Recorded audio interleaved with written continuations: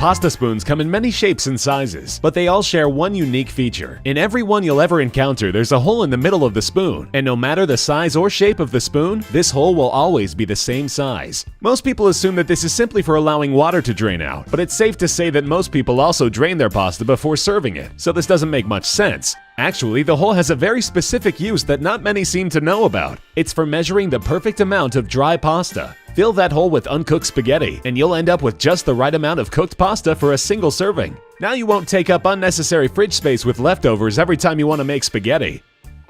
The design of aluminum foil and plastic wrap boxes hasn't changed at all over the years, and it might seem like it could use an update. At some point, every one of us has had to deal with a roll that is particularly stubborn, only to have it come flying out of the box when we pull harder. There has to be a better way, and there is, already built into the existing design of the box. You may or may not have noticed that every aluminum foil or plastic wrap box has small perforated tabs on each end. You probably never gave them much thought if you did, but their purpose is obvious once you know what it is. If you break the perforation and push them in so that they're inside the cardboard tube, they'll hold the tube in place when dispensing product. They're actually called end locks. No more flying aluminum foil or ruined rolls of plastic wrap. Another design that stayed the same for as long as anyone can remember is the ballpoint pen. The familiar caps have been chewed on, fidgeted with, and used in games at elementary schools around the world, seemingly forever. But even though they've been a part of your life since you were a child, you probably never gave much thought to their most important feature. The hole in the tip of the cap serves a very specific purpose. Most people seem to think that it's to keep the ink from drying out, but ballpoint pens don't have this problem. It's part of their design. But pens are often lying around the house where small children can get hold of them. If the cap were to be swallowed, it could easily block the airway and lead to suffocation. The hole in the tip is to ensure that this doesn't happen. The trusty padlock is a complex device on the inside, but simple on the outside. All the casing needs to do is protect the lock's workings by withstanding punishment from any attempts to break it open and also from cold or wet weather.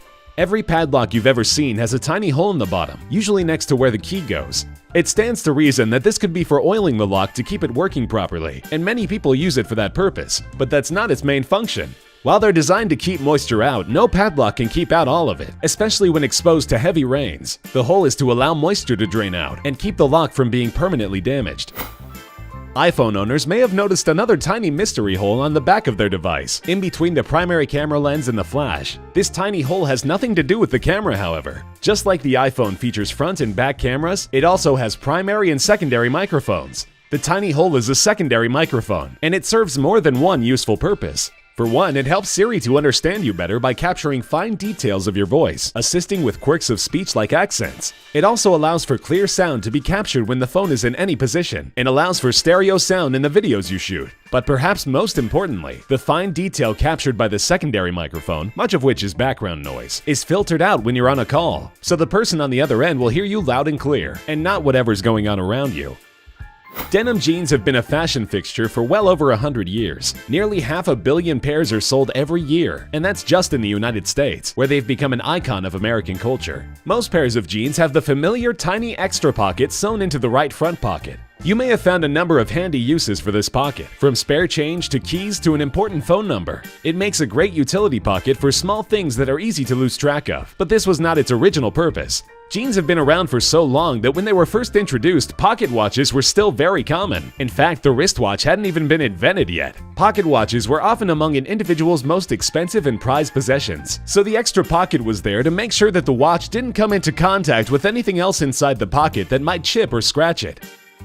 The trusty swing stapler is, well, a staple of any office. Its design is simplicity itself, and staples hold documents together so well that a separate device was invented just to remove them. But nearly every stapler has a hidden feature that makes this unnecessary. You may have noticed that the metal plate that folds the staple inward is attached by an exposed screw. The plate could just as easily be glued into place, but it's actually meant to be removed and turned around. If you turn the plate upside down and screw it back into place, the staple will still secure the documents but will bend gently outward instead of inward. This is very convenient for securing documents together that will have to be separated later. Rather than using a staple remover or endure the hassle of trying to pry the staples open, the documents can simply be pulled apart. If you've ever poured a bottle of wine, you've probably wondered why the bottom of the bottle had a large indentation. All wine and champagne bottles have this, and it seems like a way to fill up the bottle less and give the consumer less for their money. However, this is not the case at all. The indentation was started when wine bottles were blown by hand, and it was to help make sure that the bottle would sit upright and did not have any sharp edges. Since wine bottles are also typically sealed for a very long time, the indentation helps to evenly distribute air pressure inside the bottle and keeps the beverage inside a consistent quality. This function is even more important in champagne bottles, as champagne is carbonated and the bottles have to withstand an even greater amount of pressure. It's also interesting to note that this indentation actually has a name, left over from the days when glassblowers first brought it into use. It's called a punt. Place an aluminum soda can in somebody's hand and they'll instantly be able to tell you what it is and open it while blindfolded. Every one of us has probably enjoyed more drinks from an aluminum can than we would ever possibly be able to guess, and yet few are aware that they have a special feature so simple and convenient that it's simply amazing that more people haven't figured it out for themselves. As humble as it might seem, the soda can's tab is an ingenious design with a dual purpose. While the inside of the can is sterile, the outsides can become covered in all manner of grime and germs during the transportation process. For this reason, many people are leery about drinking straight out of the can without washing it first. But if you have a straw, you won't have to worry about that. Simply pop the can open, turn the tab around so that the hole in the tab is over the can's opening, and insert the straw into the hole. The tab will keep the straw securely in place, and you won't have to worry about where your can of soda might have been.